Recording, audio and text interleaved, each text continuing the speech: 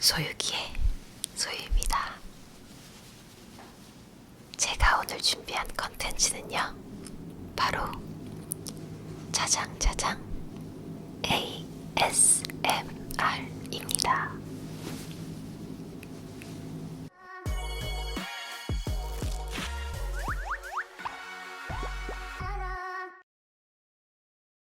ASMR을 뭘로 할까 고민을 굉장히 많이 했는데, 요즘 팬분들께서 그런 얘기 많이 하시더라고요.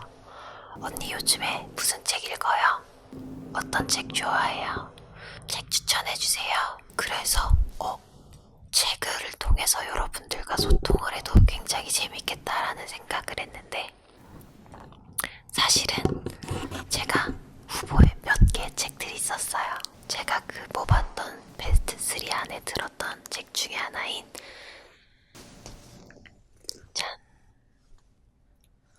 신경끄기의 기술이라는 책을 여러분들에게 소개해드리려고 해요. 제가 이 책을 읽게 된 이유는, 제가 사실 좀 눈치도 많이 보는 성격이고, 그러다 보니까 생각을 안 하고 싶더라고요. 그래서 뭔가 신경끄기의 기술, 딱 그 단어 자체가 저한테 굉장히 꽂혔어요. 근데 이 책도 사연이 있는 게, 언제지 2년인가 3년 전에 구매를 하고 최근에 다 읽었어요. 책을 잃어버린 줄 알았는데 알고 보니까 제 차에 있더라고요. 그래서 보면 여기가 뜯어졌어요. 이걸 만드신 작가님 죄송합니다. 하지만 굉장히 재밌게 읽고 좀 공감이 되는 부분이 많아가지고 여러분들에게 좀 추천해주고 싶었어요. 일단 이 책을 만드신 분의 설명을 해드릴게요. 길게 읽진 않을게요. 왜냐면 별로 안 궁금해할 것 같아. 책 내용이 중요하니까. 마크 맨스님은 1984년 텍사스주 출생이시고요. 보스턴 대학교를 졸업하셨대요. 근데 저는 책을 읽을 때 옛날에는 이렇게 밑줄을 그으면서 책을 읽었었어요. 근데 제 주사 중에 하나가 술을 먹다가 취하면 사람들한테 책을 주는 거예요. 그래서 어떨 때는 이 책 어디 갔지? 이랬는데 톡으로 너무 고마워, 잘 읽었어 덕분에, 이렇게 오면 이게 무슨 소리지? 그래서 알았어요. 내 주사가 책을 주는 주사가 생겼구나. 그 이후로부터 뭔가 제가 밑줄을 치면 내 마음을 들키는 것 같은 느낌이 들어가지고, 이렇게 책을 읽으면 이렇게 접어놔요. 접어놓고 다시 뭔가 생각날 때 이렇게 열어서 그 페이지들을 읽고 나는데, 제가 접은 부분들을 여러분들과 함께 얘기를 해보고 싶었습니다. 물 한 모금만 마실게요.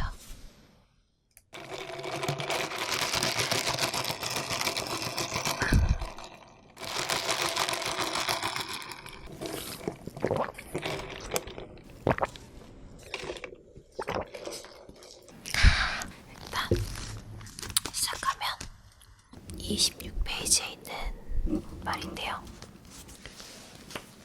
여기 있는 페이지를 한번 읽어드릴게요. 긍정적인 경험을 원하는 건 부정적인 것이고, 부정적인 경험을 받아들이는 건 긍정적인 것이다. 철학자 앨런 와츠는 이것을 역효과 법칙이라고 불렀다. 뭔가를 바라는 행위는 무엇보다 내가 그걸 갖지 못함을 강조하기 때문이다. 지금보다 부자가 되기를 간절히 바랄수록 자신을 더 가난하고 하찮은 사람이라고 느끼게 된다. 더 섹시하고 멋있어지고 싶어 할 수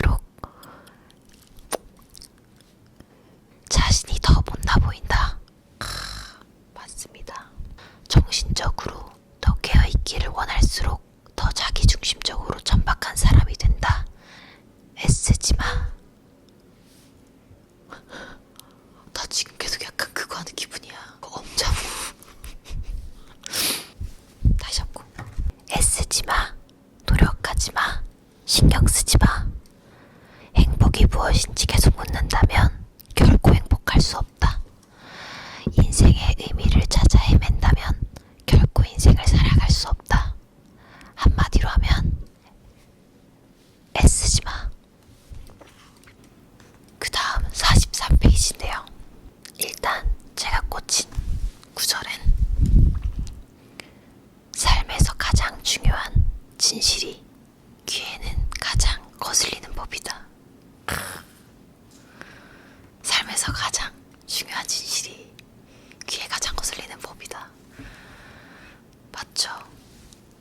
신경 끄기의 기술에 말하는 포인트는 그거인 거죠.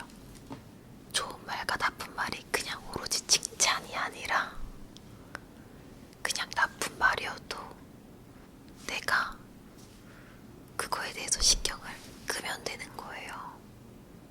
뭔 말인지 알죠? 뒤에 더 읽어보면 56페이지인데요. 감정에 과도하게 집착하는 행위가 도움이 안 되는 이유는 간단하다. 감정은 늘 변하기 때문이다.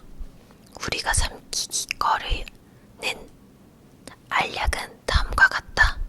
우리는 이 세상에 궁극적인 행복이라는 것이 존재하며 우리가 그것을 얻을 수 있다고 믿고 싶어 한다. 여기까지만.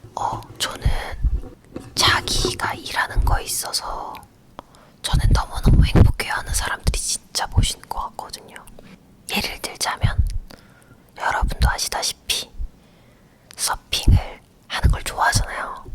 근데 제가 그게 취미니까 내가 스트레스를 받았을 때 즐기려고 서핑을 가는 건데 제가 만약에 서핑 선수라고 생각해봐요.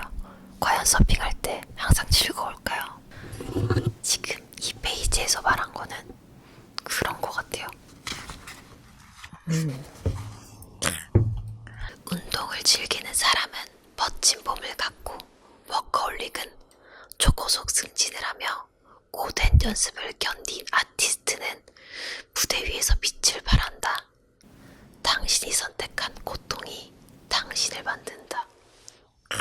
저는 내 친구들이 저한테 고민 상담하면 맨날 하는 말이 일단 3년만 버텨봐 라는 말을 제일 많이 하는 것 같아요. 왜냐면 제가 제 인생을 되돌아봤을 때 제가 연습생을 3년 좀 넘게 했거든요. 그리고 데뷔를 했잖아요. 그리고 나서 인지도를 얻는 데까지 3년이 걸렸어요. 근데 그 3년 동안 저는 계속 노력하고 있었거든요. 준비하고 있어야 기회가 왔을 때 잡을 수 있어요. 그리고 그것도 있어요. 제가 숫자 3을 좋아하진 않는데 화나는 것도 딱 3번만 참아요. 나를 화나겠다. 오케이, 첫 번째 참아요. 두 번째 참아요. 세 번째까지 참아요. 네 번째. 뭔지 알죠? 100페이지를 제가 접어놨는데 여기서 제가 마음에 드는 건 우리는 가치관에 따라 자신과 타인을 평가하는 기준을 정한다. 문제를 다른 관점에서 바라보고 싶다면 어디에 가치를 둘 것인지 그리고 어떤 기준으로 실패와 성공을 가릴 것인지를 다시 생각해봐야 한다. 이게 되게 그냥 이 책에서 계속 하는 말들이 다 비슷하긴 해요. 내가 어디에다가 내 가치관을 둘지 내 행복이 뭐인 걸지. 그래서 사실 저는 음악 앨범을 만들 때도 고민이 되는 게 여러분들이 저한테 듣고 싶은 음악들이 있잖아요. 아, 소유는 발라드를 해줬으면 좋겠어. 아니야, 소유는 뭔가 막 신나는 댄스를 해줬으면 좋겠어. 아니야, 소유는 썸처럼 남자랑 듀엣하는 거 들었으면 좋겠어. 아니야, 작게 빠졌어처럼 래퍼랑 하는 거 듣고 싶어. 너무 많아. 그러다 보니까 어떤 게 맞는 걸까라는 고민이 사실 지금의 저는 조금 마음의 정리가 됐어요. 내가 하고 싶은 걸 하자. 음원 순위 이런 거 상관 안 하고 내가 즐길 수 있는 걸 하자. 지금 저의 가치관은 행복하자. 우리 모두 다 같이 즐겁게 살자. 약간 이런 마음가짐을 갖고 있어요. 그래서 아까 여기 나왔던 것처럼 내 가치관의 기준은 뭔가에 대해서도 한번 생각해보는 것도 좋은 것 같아요. 인생에서 당신을 움직이는 것은 무엇인가? 자발적인 선택인가? 강요된 압박인가? 이 말이 많은 사람들이 생각하는 고민 중에 하나일 것 같아요. 이제 솔로를 하면서 제가 누군가의 강요가 아닌 제 선택으로 음악을 만들다 보니까 조금 더 성장한다라는 느낌을 받고 있거든요. 그래서 이 뒤에 말이 또 있는데, 좋은 가치는 1. 현실에 바탕을 두고 2. 사회에 이로우며 3. 직접 통제할 수 있다. 이게 좋은 가치고, 나쁜 가치는 1. 미신적이고 2. 사회에 해로우며 3. 직접 통제할 수 없다. 내가 직접 하고 싶은 거, 그리고 내가 이걸 책임질 수 있는지에 대해서 좀 잘 생각해야 되는 것 같아요. 이 말을 남기고 뒤로 넘어갈게요. 그렇게 가만히 있지 말고 뭐라도 해라. 그러면 답을 얻게 될 테니. 제가 맨날 팬분들한테 소극장 콘서트 하겠다고 약속을 드린 지 3년이 지난 것 같습니다. 근데 아직도 못하고 있어서 진짜 너무너무 미안하게 생각하고 있어요. 그래서 제가 선택한 건 뭐라도 해보자. 그래, 기타를 쳐보자. 근데 진짜 너무 아파요. 근데 지금 사실 한 일주일 정도 연습 안 했어요. 핑계지만 갑자기 지금 유튜브 촬영과 여러 가지 이제 하는 것들이 있다 보니까 쉬고 있는데, 이게 손에 막 굳은 살이 박히니까 희열이 오더라고요. 나 열심히 했다. 약간 이렇게 움직이세요. 그게 답인 것 같습니다. 당신의 인생을 의미있게 만드는 길은 수많은 선택지를 거부하는 것이다. 한 가지에 몰입하라. 자유를 얻을 수 있을 것이다. 근데 이러고 나서 이 뒤에 말이랑 연결인데 이게 참 와닿았어요. 완전한 자유 그 자체는 아무 의미가 없다. 페이지에 나오는 말들은 뭐냐면, 우리가 이렇게 열심히 일을 하다가 여행을 갔을 때 행복을 얻잖아요. 그거는 완벽한 자유가 아니라 그냥 그 자유를 느끼러 가는 거잖아요. 완전 내가 자유롭다면 행복함의 의미가 없는 거예요. 이걸 하기 위해서 나는 이걸 했고, 그거에 대해서 내가 오는 만족도라는 게 있잖아요. 저는 약간 그렇거든요. 1년 동안 열심히 일하고 1년에 한 번은 나를 위해서 여행을 가서 새로운 걸 얻고, 그리고 새로운 걸 접하고, 그러면서 그래, 나 1년 동안 열심히 살았다. 약간 이렇게 생각을 해요. 그래서 여러분들도 자유로워지고 싶어. 약간 이런 거에 대한 압박을 조금 버리면 좋을 것 같아요. 왜냐면 완벽한 자유는 아무 의미가 없대요. 이게 마지막인가? 읽어드릴게요. 난 깊은 우울증에 빠졌다. 너무 슬퍼서 몸이 아플 정도였다. 겉으로는 억지로 미소를 짓고 점차 나아지고 있다고 거짓말을 했지만 속으로는 아무 느낌도 없었다. 그 뒤 몇 달 동안 조씨가 꿈에 나왔다. 조씨라는 친구가 자살을 했어요. 그래서 이 친구가, 이분이 우울증에 빠진 거거든요. 꿈속에서 조씨와 나는 두서없이 무의미한 대화뿐만이 아니라 삶과 죽음에 관한 알찬 대화도 나누었다. 조씨는 여러모로 나보다 성숙해 보였다. 나이가 많고 자신감이 넘치고 경험이 풍부하고 주변 세상을 열린 마음으로 받아들였다. 마지막으로 조씨를 만났던 꿈에서 난 조씨와 함께 거품 욕조에 앉아 있었다. 난 이렇게 말했다.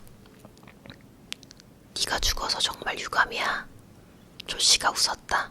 조씨는 대략 이렇게 말했다. 지금 내가 내 죽음에 신경 쓸 테니 넌 여전히 사는 게 두려워서 벌벌 떨고 있잖아.